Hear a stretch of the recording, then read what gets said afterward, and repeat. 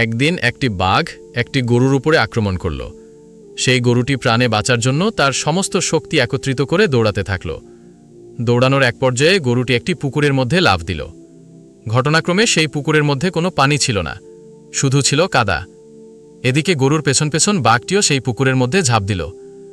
এতে করে গরু এবং বাঘ দুইজনে এই পুকুরের কাদার মধ্যে গলা পর্যন্ত আটকে গেল। তখন বাঘ রাগান্বিত কণ্ঠে গরুকে বলে উঠল, ওই হারামজাদা, তুই আর লাভ দেওয়ার জায়গা পেলি না? তুই ডাঙায় থাকলে তোকে না হয় একটু মজা করে খাইতাম, কিন্তু এখন তো তুইও মরবি, আমাকেও মারবি। তখন গরু বলল, বাঘ ভাই, তোমার কি কোনো মালিক আছে নাকি? তখন বাঘ বলল, আরে আহাম্মক, আমি হচ্ছি বনের রাজা, আমার মালিক হবে কে? তখন গরু বলল, বাঘ ভাই শোনো, তোমার মালিক না থাকলেও আমার কিন্তু মালিক আছে। সন্ধেবেলায় আমার মালিক আমাকে এখান থেকে উদ্ধার করে নিয়ে যাবে, আর লোকজনকে জড়ো করে আনন্দ উল্লাস করতে করতে তোমাকে পিটিয়ে মারবে।